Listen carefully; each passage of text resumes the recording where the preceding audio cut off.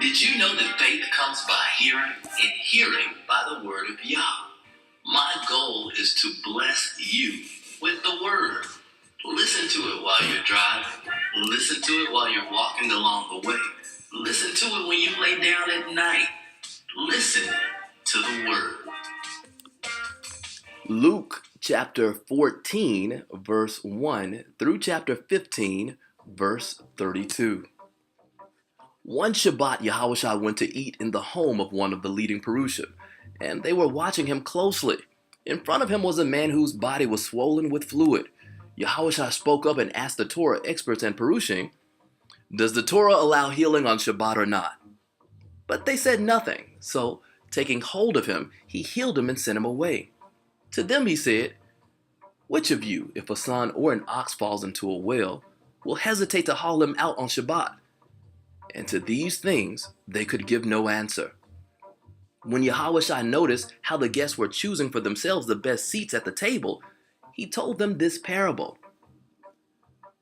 When you are invited by someone to a wedding feast, don't sit down in the best seat, because if there is someone more important than you who has been invited, the person who invited both of you might come and say to you, "Give this man your place." Then you will be humiliated as you go to take the least important place. Instead, when you are invited, go and sit in the least important place, so that when the one who invited you comes, he will say to you, "Go on up to a better seat." Then you will be honored in front of everyone sitting with you, because everyone who exalts himself will be humbled, but everyone who humbles himself will be exalted. Yahawashi also said to the one who had invited him, "When you give a lunch or a dinner, don't invite your friends, brothers, relatives, or rich neighbors, for they may well invite you in return, and that will be your repayment. Instead, when you have a party, invite poor people, disfigured people, the crippled, the blind. How blessed you will be that they have nothing with which to repay you, for you will be repaid at the resurrection of the righteous." On hearing this, one of the people at the table with Yahawashi said to him, "How blessed are those who eat bread in the kingdom of the Most High Power." But he replied, "Once a man gave a banquet and invited many people. When the time came for the banquet, he sent his slave to tell those who had been invited, 'Come, everything is ready.' But they responded with a chorus of excuses. The first said to him, 'I just bought a field and I have to go out and see it. Please accept my apologies.' Another said, 'I just bought 5 yoke of oxen and I'm on my way to test them out. Please accept my apologies.' Still another said, 'I've just got married, so I can't come.' The slave came and reported these things to his master. Then the owner of the house, in a rage, told his slave, 'Quick, go out into the streets and alleys of the city and bring in the poor, the disfigured, the blind, and the crippled.' The slave said, 'Sir, what you ordered has been done, and there is still room.' The master said to the slave, 'Go out to the country roads and boundary walls and insistently persuade people to come in, so that my house will be full. I tell you, not one of those who were invited will get a taste of my banquet.' Large crowds were traveling along with Yahawashi. Turning, he said to them, 'If anyone comes to me and does not hate his father, his mother, his wife, his children, his brothers, and his sisters, yes, and his own life besides, he cannot be my Talmud. Whoever does not carry his own execution stake and come after me cannot be my Talmud. Suppose one of you wants to build a tower. Don't you sit down and estimate the cost to see if you have enough capital to complete it? If you don't, then when you have laid the foundation but can't finish, all the onlookers start making fun of you and say, 'This is the man who began to build but couldn't finish.' Or again, suppose one king is going out to wage war with another king. Doesn't he first sit down and consider whether he, with his 10,000 troops, has enough strength to meet the other one who is coming against him with 20,000? If he hasn't, then while the other is still far away, he sends a delegation to inquire about terms for peace. So, every one of you who doesn't renounce all that he has cannot be my Talmud. Salt is excellent, but if even the salt becomes tasteless, what can be used to season it? It is fit for neither soil nor manure. People throw it out. Those who have ears that can hear, let them hear." The tax collectors and sinners kept gathering around to hear Yahawashi, and the Perushim and Torah teachers kept grumbling.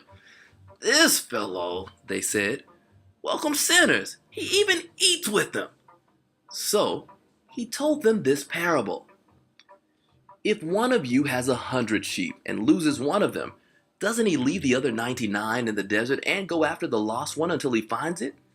When he does find it, he joyfully hoists it onto his shoulders, and when he gets home, he calls his friends and neighbors together and says, 'Come celebrate with me because I have found my lost sheep.' I tell you that in the same way there will be more joy in heaven over one sinner who turns to the Most High from his sins than over 99 righteous people who have no need to repent." Another example. What woman, if she has 10 drachmas and loses one of these valuable coins, won't light a lamp, sweep the house, and search all over until she finds it? And when she does find it, she calls her friends and neighbors together and says, "Come celebrate with me because I have found the drachma I lost." In the same way, I tell you, there is joy among the Most High's angels when one sinner repents.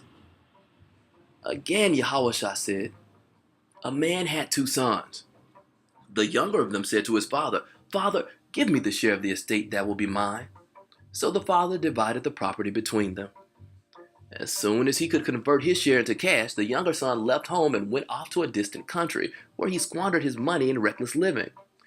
But after he had spent it all, a severe famine arose throughout that country, and he began to feel the pinch. So he went and attached himself to one of the citizens of that country, who sent him into his fields to feed pigs. He longed to fill his stomach with the carrot pods the pigs were eating, but no one gave him any. At last, he came to his senses and said, 'Any number of my father's hired workers have food to spare, and here I am starving to death. I'm going to get up and go back to my father and say to him, Father, I've sinned against heaven and against you. I am no longer worthy to be called your son. Treat me like one of your hired workers.' So he got up and started back to his father. But while he was still a long way off, his father saw him and was moved with pity. He ran and threw his arms around him and kissed him warmly. His son said to him, 'Father, I have sinned against heaven and against you. I am no longer worthy to be called your son.' But his father said to his slaves, 'Quick, bring out a robe, the best one, and put it on him, and put a ring on his finger and shoes on his feet, and bring the calf that has been fattened, and kill it. Let's eat and have a celebration. For this son of mine was dead, but now he's alive again. He was lost, but now he has been found.' And they began celebrating. Now, his older son was in the field. As he came close to the house, he heard music and dancing, so he called one of the servants and asked, 'What's going on?' The servant told him, 'Your brother has come back, and your father has slaughtered the calf that was fattened up, because he has gotten him back safe and sound.' But the older son became angry and refused to go inside. So his father came out and pleaded with him. 'Look,' the son answered, 'I have worked for you all these years, and I have never disobeyed your orders. But you have never even given me a young goat so that I could celebrate with my friends. Yet this son of yours who squandered your property with prostitutes, and for him, you slaughtered the fattened calf.